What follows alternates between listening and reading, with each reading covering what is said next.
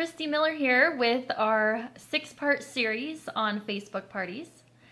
I did a couple of them. We did part 1 and part 2 earlier this month, and then I just kind of disappeared.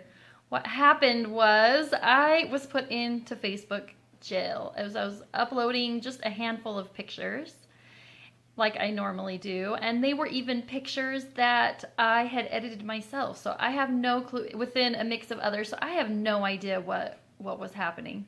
So right when that happened, I also was in the midst of tomato craziness and canning a bunch of salsa, and so my mojo just completely left. And this has been in the back of my mind forever to finish this, because it's been really fun to be able to share with you what I do for my Facebook parties. So now that we talked about where we should post our parties and that kind of thing, and then we went into little bits and pieces of how I do my parties, how do we close that party once everyone has commented on what they want? So I personally use PayPal, and I always have. I've had businesses before this one. I've been on Etsy and other places like that, and so PayPal was really familiar to me. And so I have been using PayPal, and it's been so easy to create invoices and then have them pay and then be able to just ship it right out to them by creating a shipping label straight through PayPal.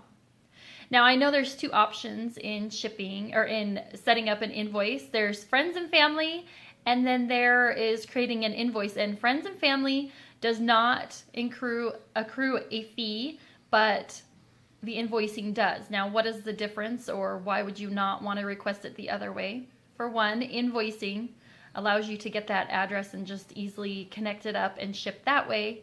But also, you are protected if anything happened. If that customer decided to come back on you because of something that happened, or something happened with the shipping, you are protected. By doing it friends and family, you are not. And honestly, that fee is so small that it's worth it to me just for the ease of use and that protection. And then it's just a write-off at the end of the year for taxes anyway. So I use PayPal, and my customers seem to use it as well. And with PayPal, the cool thing is you can send that invoice directly to the customer through various links and things, which is fun. But they can also pay on there without having a PayPal account. And a lot of people, I think that's a misunderstanding on their part. And so they can pay with a debit card, credit card, whatever they want. And I've had many customers do that, and it's worked well for them. So my other thing is, since I use my own inventory, I ship out everything in these cute little pink envelopes, and I've had lots of customers comment on them, and they've been really fun to send, and they love getting them in the mail. They definitely stand out when you take there's a few that I have to take to the post office every once in a while, and it definitely catches the postal lady's eyes when they do this. It's kind of fun. So I have had a couple team members ask where I've gotten them. Honestly, I researched so many, and it's been a while because I ordered 250 of them at a time in this big order, in this big box, that I can't remember if I got them on Amazon or Etsy or where it was, and I would really have to do some digging to find out. So this is what I do, and I started doing this. We live in an area where there are a lot of huckleberries, and so I was sending little huckleberry candies in with my orders, which was really fun. But then I decided to take advantage of, I think this was Snapfish, and take advantage of those offers that they always have around, like 100 free prints for free or 99 cents. So what I did is I printed out a bunch of fun quotes that I liked. This is beautiful. Anyway, I printed a bunch, and I am towards the end of what I have, so I better get on there and find a deal. But I also printed these, and these particular cards I created when I very first started. I got on and did this all by myself. It's how do I care for the jewelry, avoid the 5 S's. And so I did this on my own, and I printed them out, so every once in a while with some orders, I will send those out too when I know I haven't sent them to those particular people.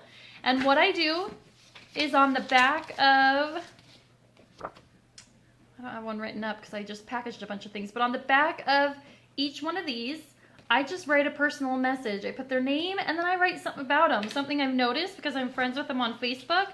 I let them know that I'm thankful for their order and that they are amazing. And I have had so many customers comment and let me know that they just love that little extra touch. And it lets them know that I'm thinking about them, that I care about them.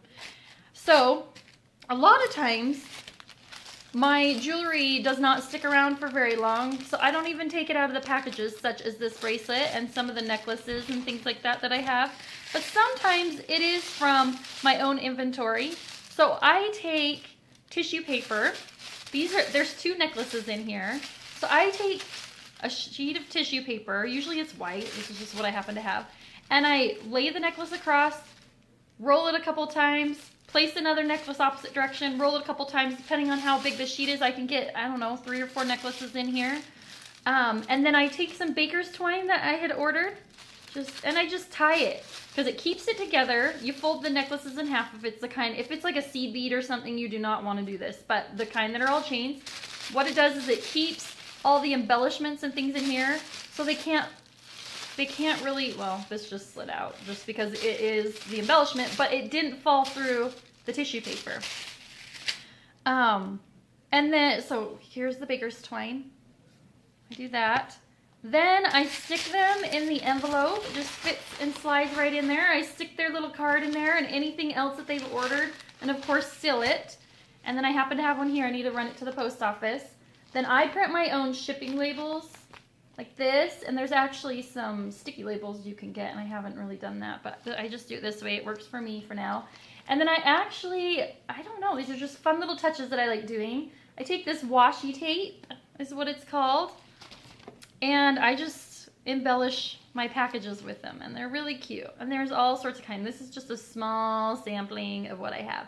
And so the baker's twine and the washi tape, I picked up at jane.com. Now it's one of those daily deal type sites where there's clothes and home decor and accessories, and every once in a while they'll have washi tape, and there's so many styles for seasons and things. And I happened to pick this up too, and so if you kind of keep watching that, you might be able to snag those for really inexpensively. And then I just, since I ship or print these at home, I just stick them in my mailbox for that day, and then they just ship them out. I hardly go to the post office at all, very rarely.